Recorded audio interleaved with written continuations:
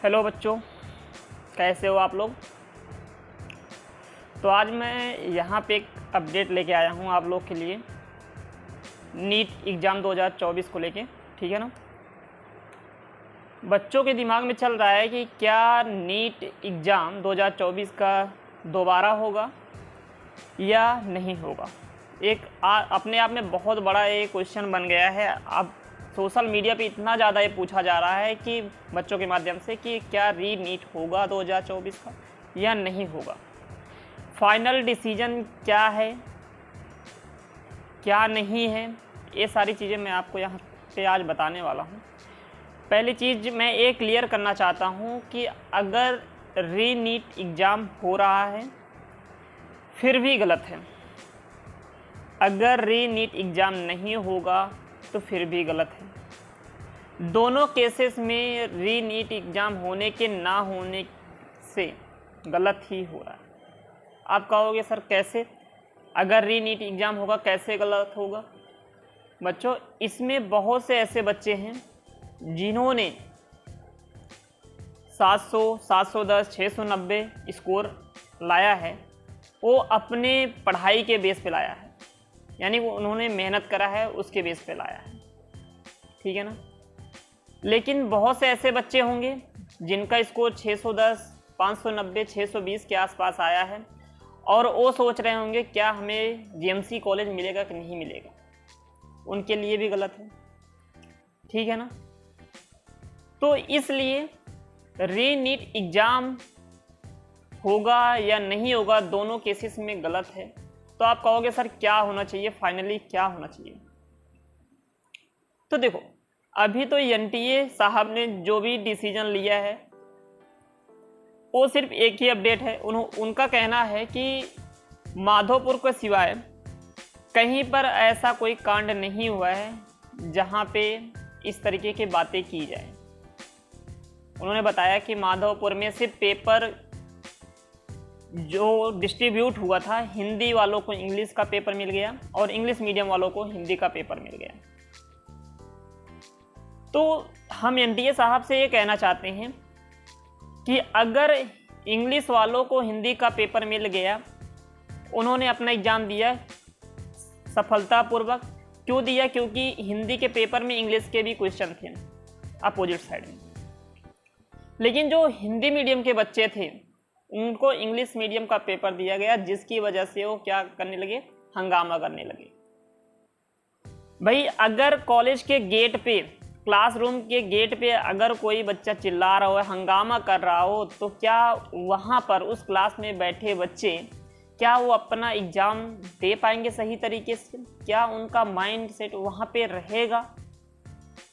इतना बड़ा exam, NEET का एग्ज़ाम इतना बड़ा एग्ज़ाम है अपने आप में, क्या उस शोर में, उस हंगामे में जो इंग्लिश मीडियम वाले बच्चे दे रहे हैं पेपर, क्या वो सही था? क्या वो अपना पेपर सही तरीके से कर पाएंगे? भाई, तो उनके साथ भी गलत हुआ है। देखो, हिंदी मीडियम वाले अपना हंगामा कर रहे हैं, वो अपनी जगह बहुत ही सही है, लेकिन उनकी वजह से जो बताया जा रहा है कि क्लास के गेट तक तोड़ दिए गए, खिड़की तक तोड़ दी गई, उस शोर में वो एग्ज़ाम दिए हैं, क्या वो सही तरीके से गया है? उनके साथ भी गलत हुआ है ना भाई। तो भाई एनटीए साहब, आप कहाँ पे हो, क्या सोच रहे हो, मुझे नहीं पता है, लेकिन ये तो गलत ही है ना कि अगर बच्चे हंगामा कर रहे हैं और उस हंगामे के शोर में कोई बच्चा कैसे नीट का एग्ज़ाम दे सकता है। तो हमें आपसे विनम्र निवेदन है कि आप जो भी फैसला लें, जस्टिस हो, सही तरीके से लें, बच्चों के भविष्य के बारे में सोच समझ कर लें। ठीक है ना। और बच्चों, मैं यही कहना चाहता हूँ, मैं बहुत ज़्यादा लंबा वीडियो नहीं बना रहा हूँ आपके लिए ना, ताकि आप देख ना पाओ इतना लंबा वीडियो। मैं बस एक ही लाइन में क्लियर करना चाहता हूँ, अगर री नीट एग्ज़ाम होगा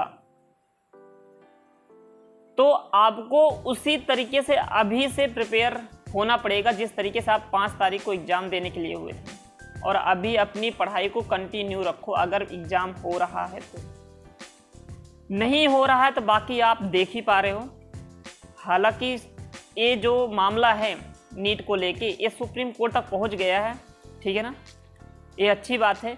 और सुप्रीम कोर्ट क्या फ़ैसला लेती है इस पर हम यही कोशिश करेंगे, हमारा यही प्रेयर रहेगा ईश्वर से कि जो भी फैसला बच्चों के पक्ष में हो वो सही हो। ठीक है ना बच्चों, आपसे मुझे एक यही उम्मीद है कि आप अपनी पढ़ाई को रोके नहीं। जो अभी आपने 4 से 5 दिन आपने रिलैक्स किया है, सिर्फ इधर उधर की न्यूज़ देख रहे हो, ठीक है ना, आप उस चीज़ को छोड़ के आप क्या करो, अपनी पढ़ाई में लग जाओ। अगर री-नीट एग्ज़ाम हो रहा है तो आप आशा करता हूं कि आप उसमें फिर से क्वालिफाइड करोगे।